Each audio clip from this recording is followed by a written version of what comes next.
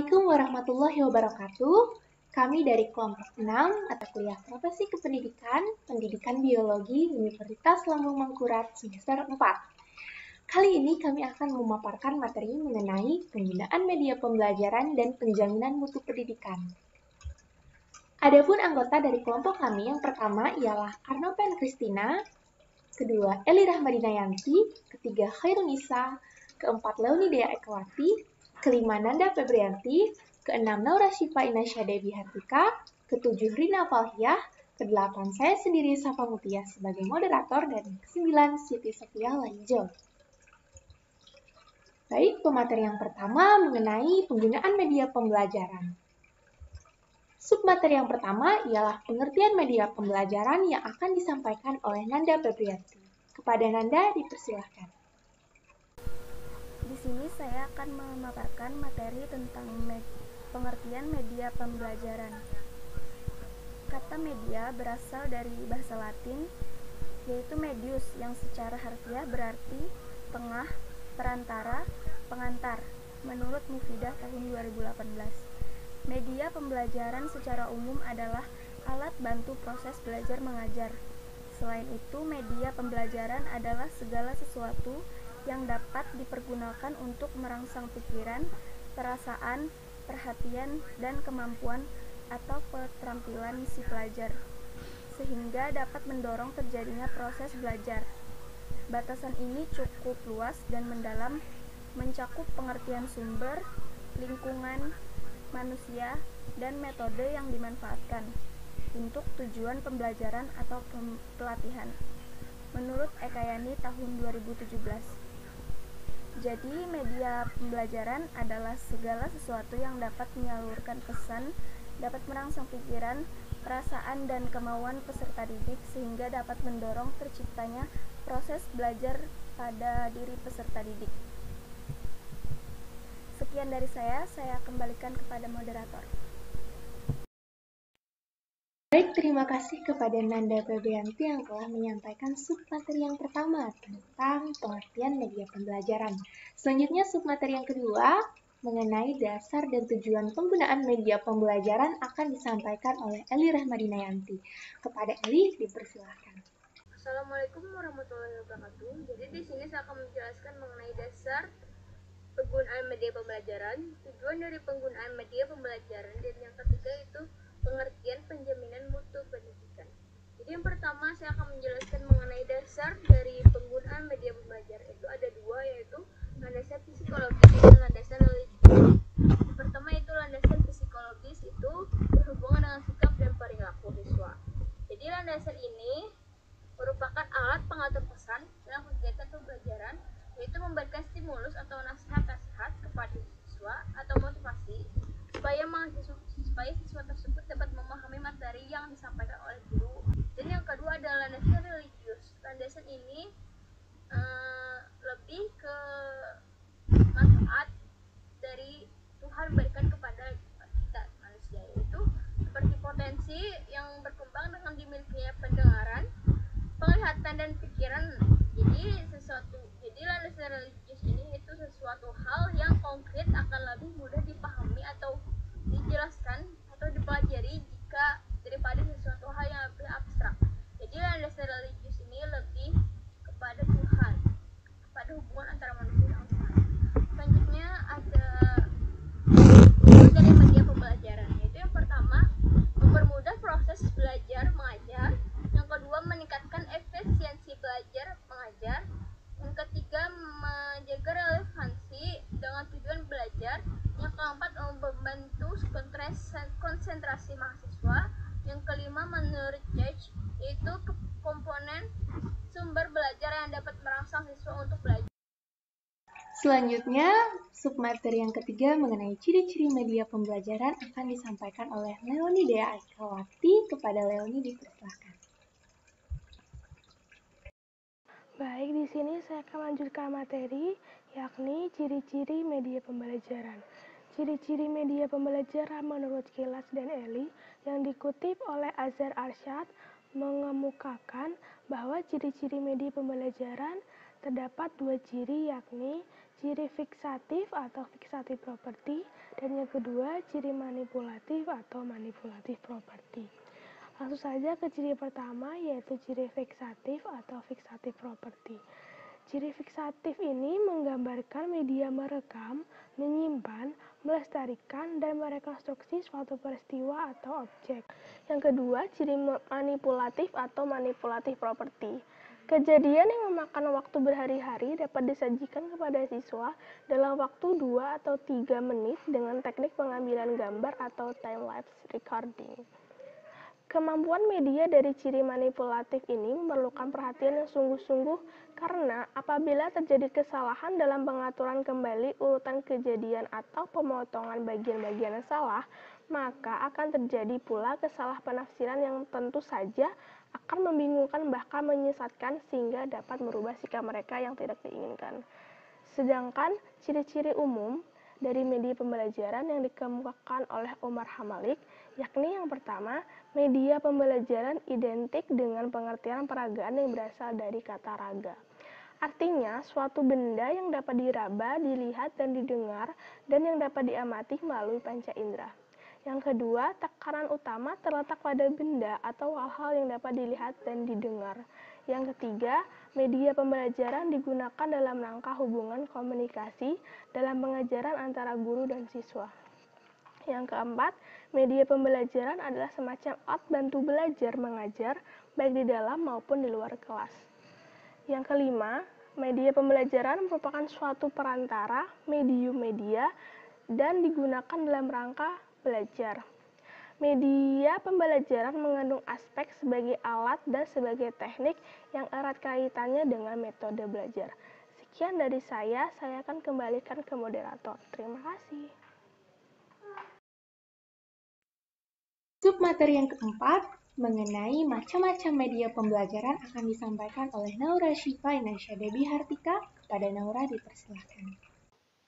Baik, terima kasih kepada moderator atas waktu yang telah diberikan. Selanjutnya saya akan menjelaskan mengenai macam-macam media pembelajaran.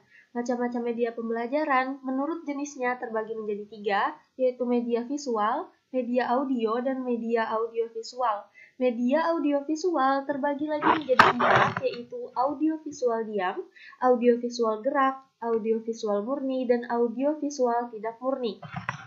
Media visual berasal dari bahasa Latin dan merupakan bentuk jamak dari kata medium yang secara harafiah berarti perantara atau pengantar.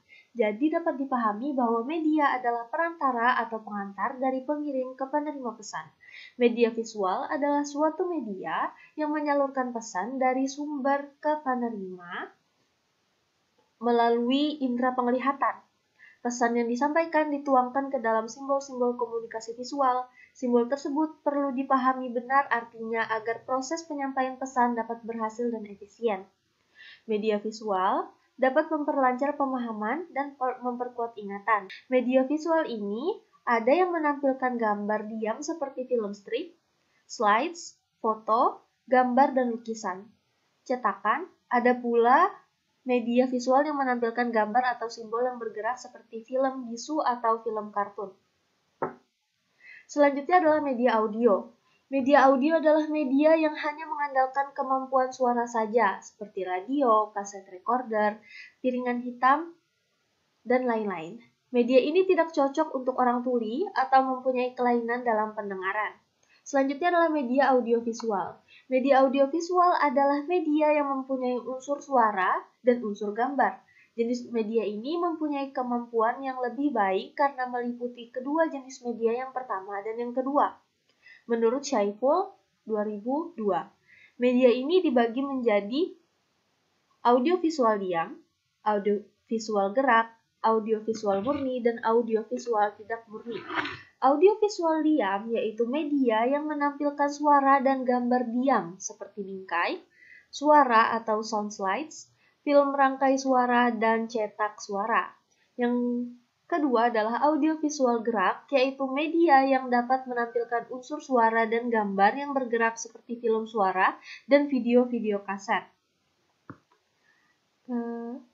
Adapun pembagian lain dari media visual adalah audiovisual murni, yaitu baik unsur suara maupun unsur gambar berasal dari suatu sumber seperti film, video kaset, dan audiovisual tidak murni, yaitu unsur suara dan unsur gambarnya berasal dari sumber yang berbeda.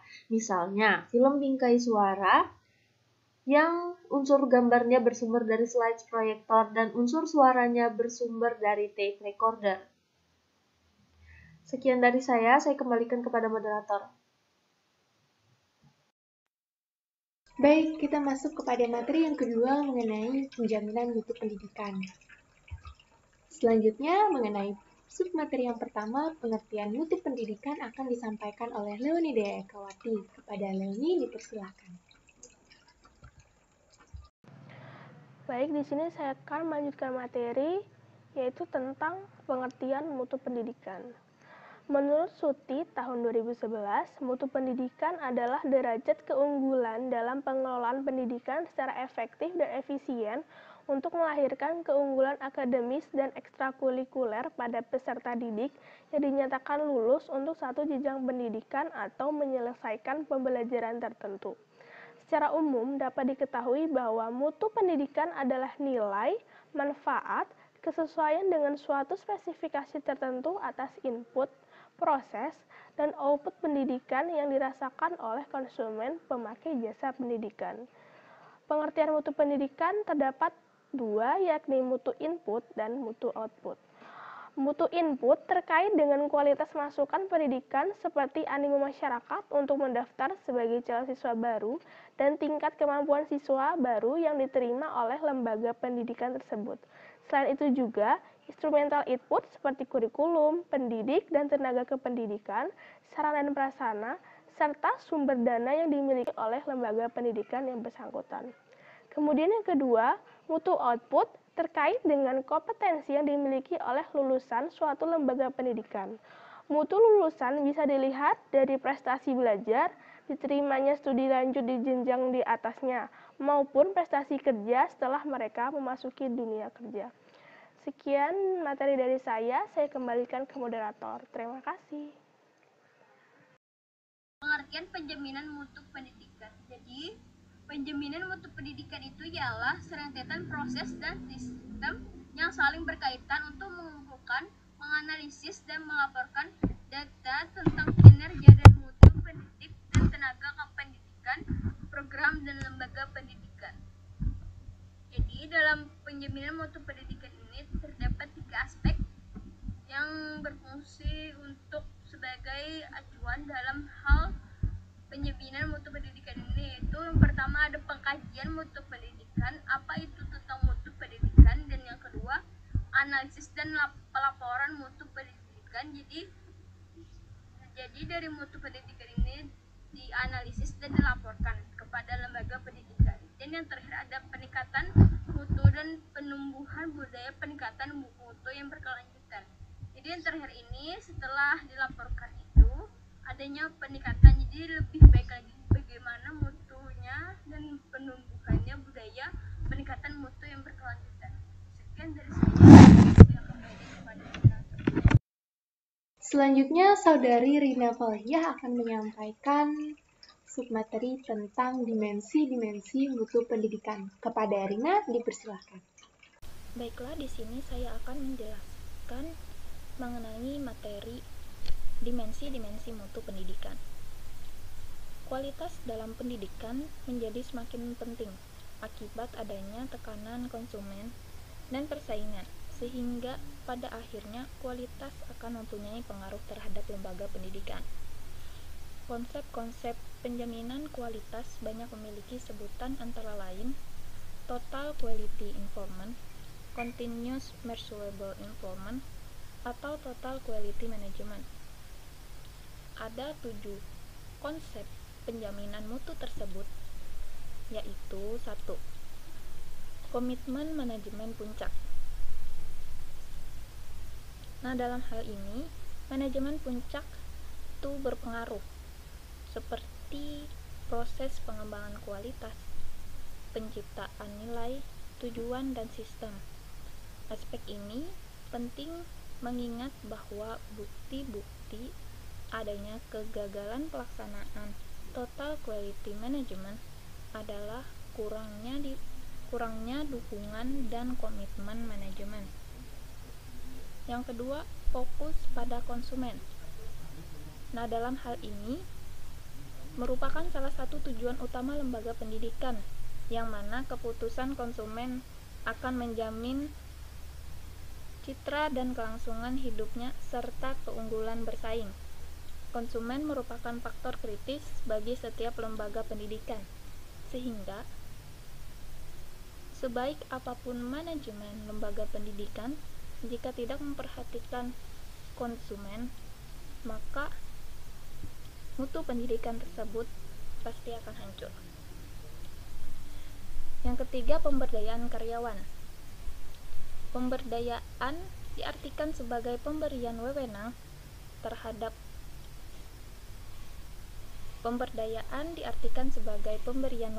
dan kekuasaan kepada orang lain dalam pengambilan keputusan, kontrol terhadap pekerjaannya sendiri, dan kemudahan untuk memuaskan konsumen. Di samping pemberdayaan tersebut juga diperlukan kewewenangan untuk keterlibatan dalam proses pemenuhan kebutuhan dan keinginan konsumen untuk menjamin partisipasi penuh mereka. Keterlibatan tersebut dilakukan dengan melibatkan mereka dalam tim gugus kendali mutu atau quality circle, yang mana bertujuan untuk meningkatkan kualitas. Yang keempat, ada kualitas desain produk atau jasa. Nah, terkait dengan desain, lembaga pendidikan hendaknya mengidentifikasi siapa konsumennya dan atribut apa yang penting bagi konsumennya. Oleh karena itu, barang atau jasa yang akan ditawarkan perlu didesain agar sesuai dengan kebutuhan dan keinginan konsumen. Yang kelima, ada penggunaan alat kontrol. Penggunaan alat kontrol merupakan upaya nyata lembaga pendidikan dalam mengelola kualitas produksinya. Dengan adanya alat kontrol, lembaga dapat mendeteksi sejauh mana proses produksi mampu memenuhi standar yang telah ditetapkan, seperti dengan diagram pencar yang sering digunakan untuk mendeteksi kemungkinan adanya perbedaan atau variasi dalam suatu kualitas, menyediakan informasi yang memandai untuk mendesain produk atau jasa, serta menentukan kapabilitas proses. Yang keenam, ada manajemen kualitas pemasok. Nah, dalam pemasok ini menjadi sangat penting dan menjadi salah satu penunjang suksesnya program pengembangan kualitas. Karena hal ini menyangkut teknisi penyediaan produk kepada konsumen. Kecenderungan saat ini lembaga pendidikan lebih mendasarkan pemilihan pemasok pada hubungan jangka panjang yang saling percaya dibanding dengan faktor biaya. Itulah sebabnya kadang-kadang sebuah SMA bersedia menerima siswanya dari SMP tertentu yang dipercaya sebagai supplier lulusan yang potensial. Yang terakhir, ada pelatihan. Setiap kita ingin menunjang pengembangan kualitas total, tentunya sebagai karyawan itu memerlukan latihan. Hal ini dapat dimengerti karena dengan pelatihan tersebut diharapkan karyawan mampu melaksanakan pekerjaannya dengan tepat, sehingga mutu pekerjaan juga semakin baik. Lembaga penyelidikan pelatihan kepala sekolah, guru, dan tenaga pendidik sangat diperlukan untuk meningkatkan kompetensi profesionalnya. Sekian materi yang dapat saya paparkan. Saya kembalikan kepada moderator. Baik, submateri selanjutnya mengenai peran SPMP atau Sistem Penjaminan Mutu Pendidikan terhadap Tujuan Pendidikan Nasional akan disampaikan oleh Saudari Hairunisa. Kepada Hairunisa dipersilakan. Saya akan memaparkan materi terakhir, yaitu tentang siklus sistem penjaminan mutu pendidikan.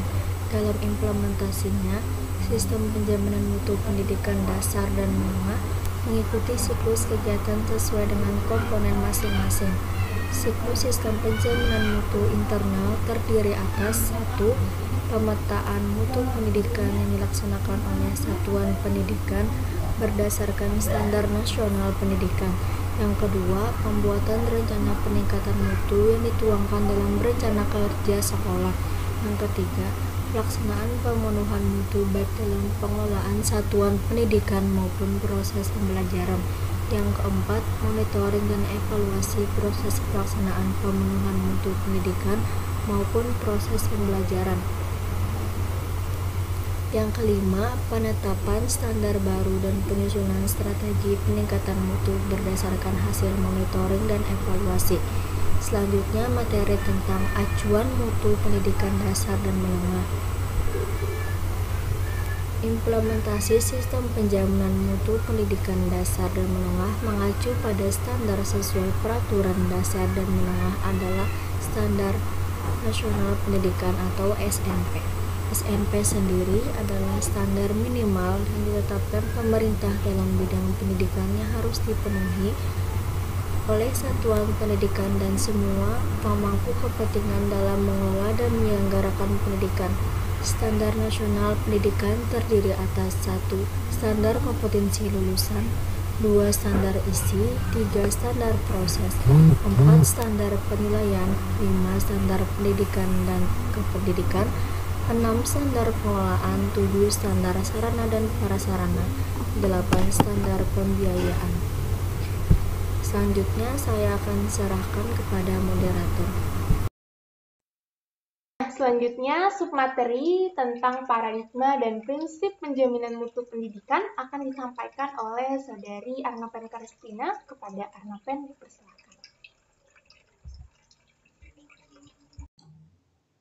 Baik, di sini saya akan menjelaskan kembali mengenai paradigma dan prinsip penjaminan mutu pendidikan.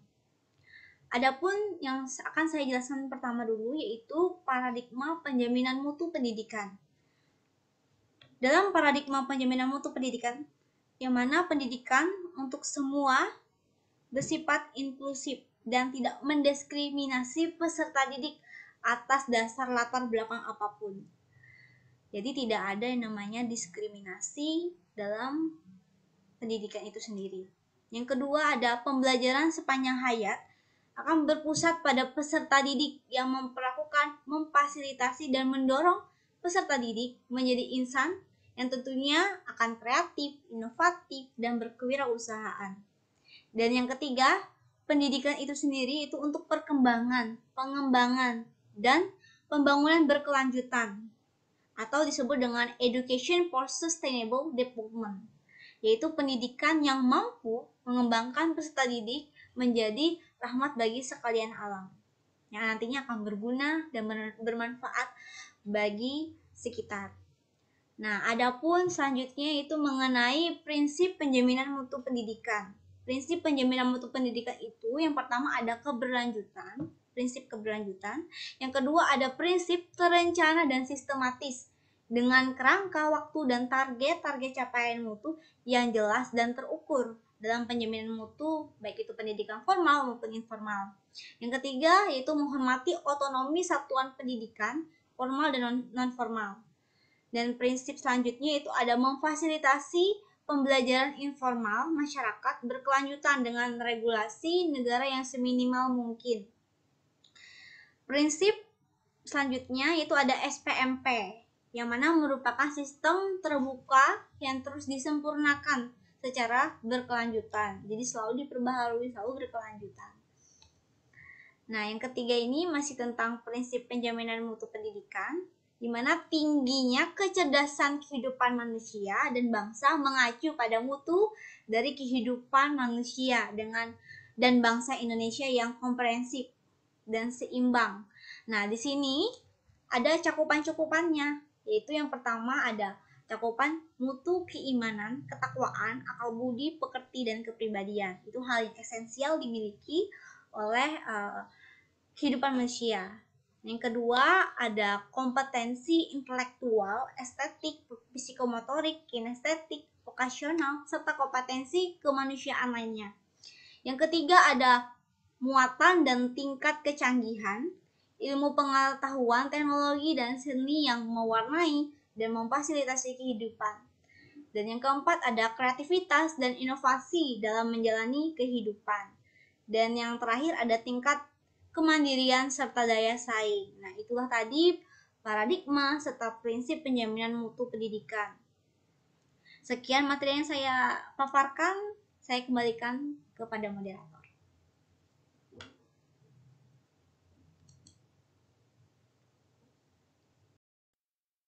Selanjutnya, Saudari Siti Sofia Lahijoh akan menyampaikan materi tentang sistem penjaminan mutu pendidikan dasar dan menengah, mulai dari pengertian, tujuan, fungsi, sampai dengan komponen.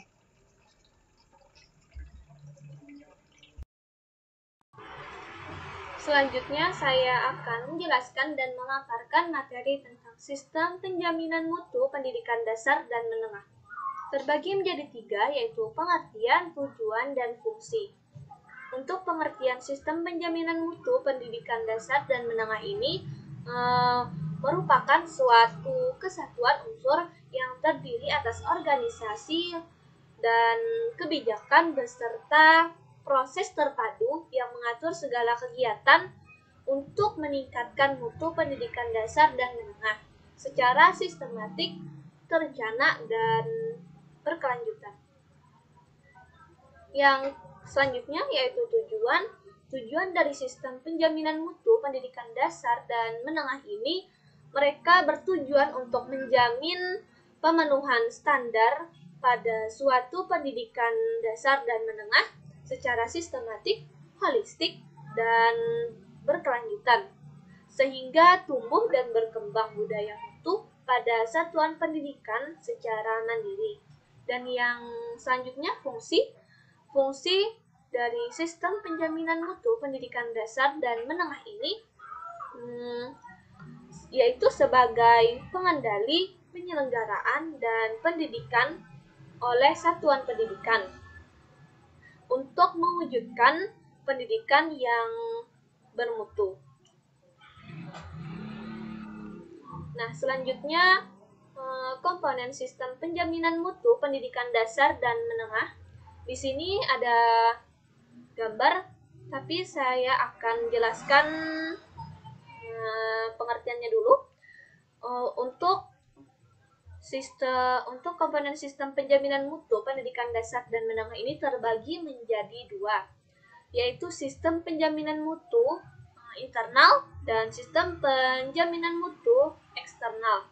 Untuk sistem penjaminan mutu internal ini adalah sistem penjaminan mutu yang dilaksanakan dalam satuan pendidikan dan dijalankan oleh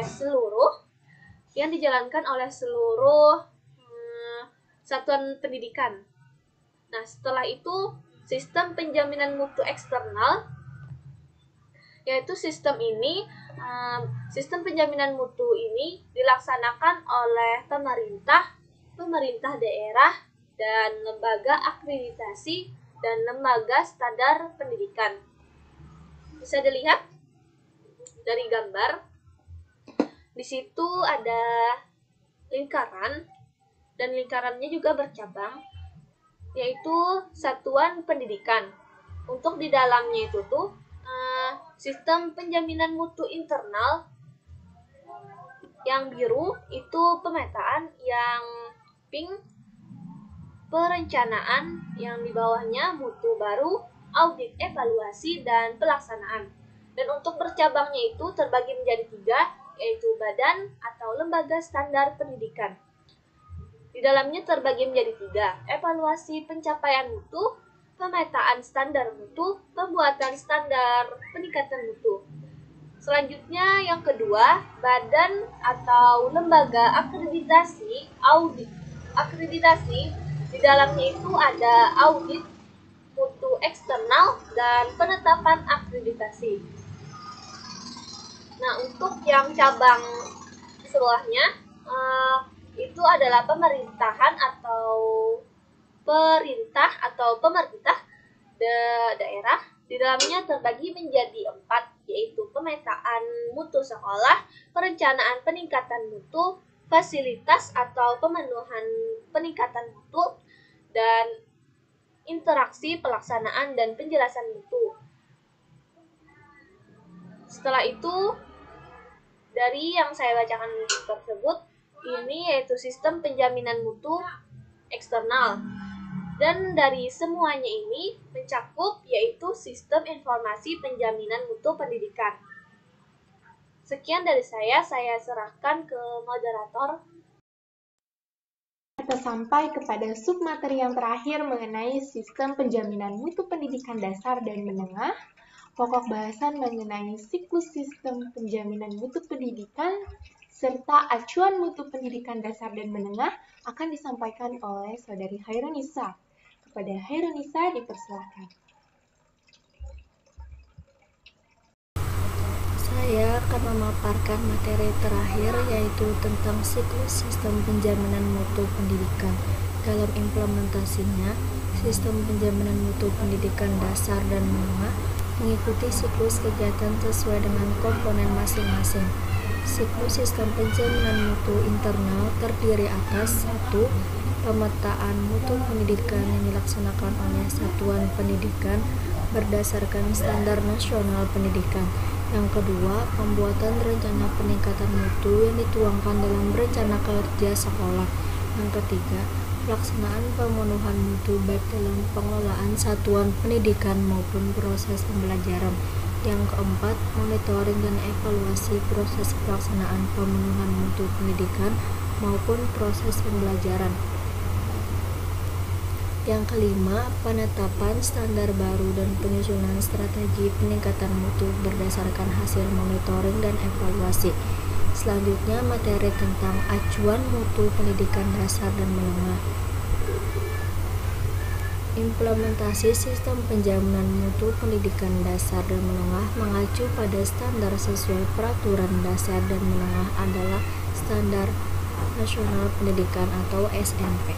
SMP sendiri adalah standar minimal yang ditetapkan pemerintah dalam bidang pendidikan yang harus dipenuhi oleh satuan pendidikan dan semua pemangku kepentingan dalam mengelola dan menyelenggarakan pendidikan.